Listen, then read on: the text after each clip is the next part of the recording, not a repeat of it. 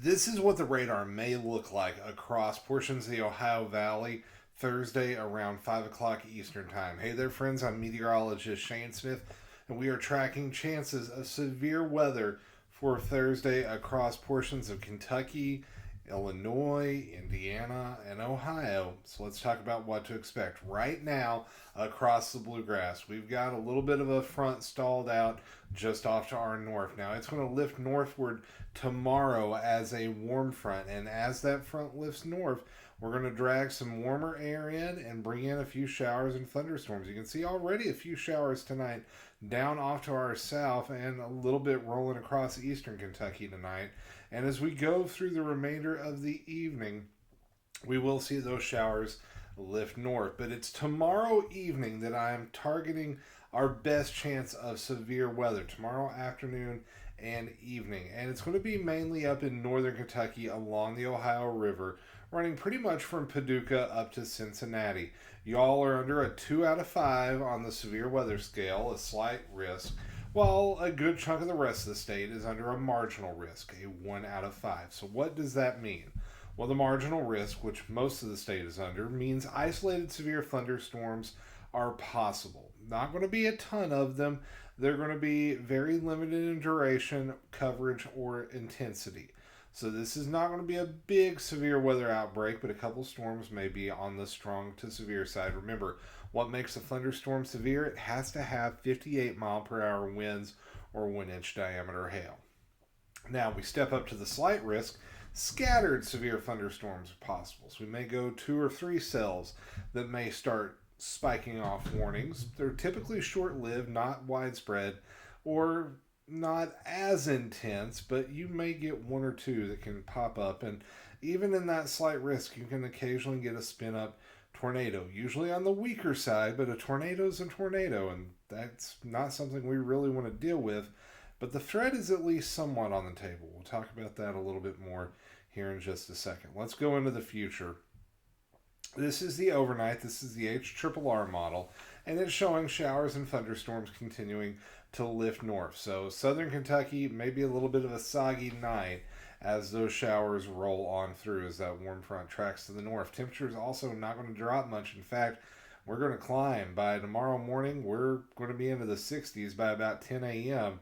And then as we go into the afternoon, we should see those showers start to lighten up a bit as the front finally clears the area. And if the sun breaks out, watch out. We may go into the 70s. So here is the warm front at this point.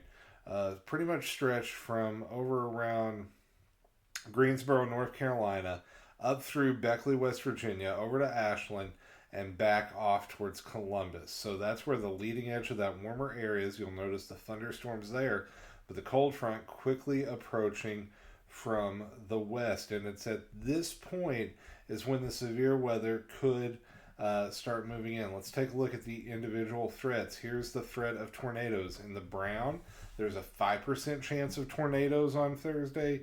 In the green, a 2%. So it's not a big chance, but it's there nonetheless. Let's switch the tornadoes off and we'll turn the damaging wind threat on. And here you're seeing a 15% chance in the yellow. That does include Cincinnati, that does include Carrollton, Louisville, Sparta, Owensboro, Evansville, all the way down to Paducah.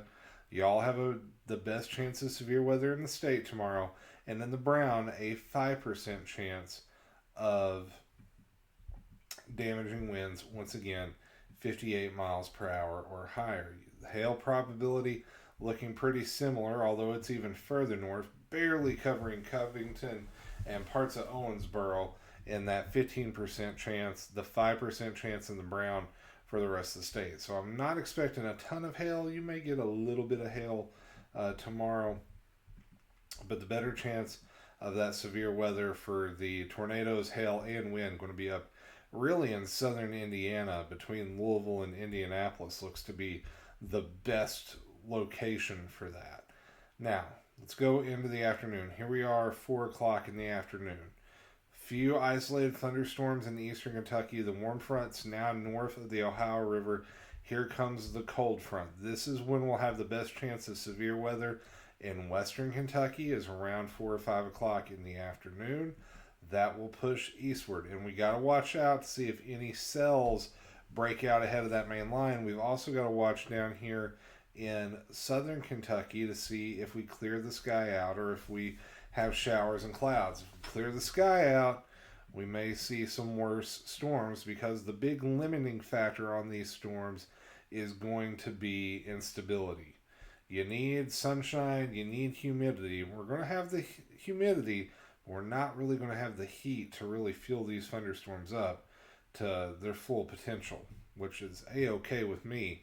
Here's the future radar at 9 o'clock. You can see pretty strong storms up near Covington, a few storms breaking out around London, and a new line starting to develop west of Bowling Green. Once again, there is the potential one or two of those may go severe. And even right there, anytime I see a hook like that, and we're just going to analyze this on the fly because that is a new piece of data I'm seeing for the first time. There definitely is some shear there. Not looking like a big significant tornado parameter. So that's just one you'd want to watch for maybe a small spin up, because when it starts showing those hooks like that, that would be over. Let's see which town that is near. Come on, pop it up.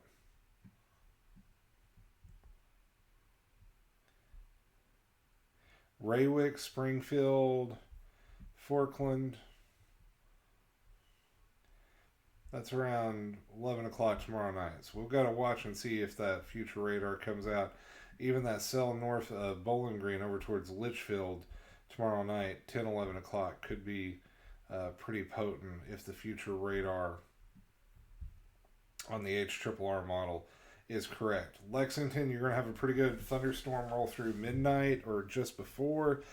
Same story in Moorhead, E-Town, just off to your south. London, it looks like we're going to get a little rumble of thunder around 2 a.m. in the morning. Not looking as strong or severe because it'll be the middle of the night, which is some good news. And then we're going to wake up Friday morning, and those temperatures are going to drop throughout the day. We wake up into the 50s. We're going into the 40s by the afternoon. Let's take a look at a couple of the severe weather indices real quick. Significant tornado parameter. This is a composite indice. Anything above a 2 is enough to be like, okay, that's a decent shot at a tornado. We don't really go above a 2 tomorrow, so while I can't rule out a quick spin-up tornado, especially in western Kentucky, the chances are very low, and that's once again because the Cape is going to be low. Cape, you might hear Ryan Hall call that nader juice. You may hear it called thunderstorm fuel. This is a measure of energy in the atmosphere, and usually for big severe weather outbreaks, I'm looking for around 2,000 Cape or higher this time of year, and we really don't get to that. We only get up to around 12 to 1,500, so there is not a ton of fuel for these thunderstorms, which is a good thing. We don't want them to be fueled up. We just want run-of-the-mill regular thunderstorms, not severe weather. All right, so let's take a look at Friday and beyond using the European model now. We're going to go into Friday evening, and we should be back into the 50s. Then on Saturday morning, wake up into the 30s, afternoon, low 50s, but then a cold front rolls in, likely bringing us rain Saturday evening, and then as a northwest flow kicks in, and we get a pretty decent little storm starting to form off the east coast. You'll notice a pretty strong area of low pressure there. We may get some decent snow flying on Sunday during the day and in the evening. Still some questions about how exactly this plays out and develops.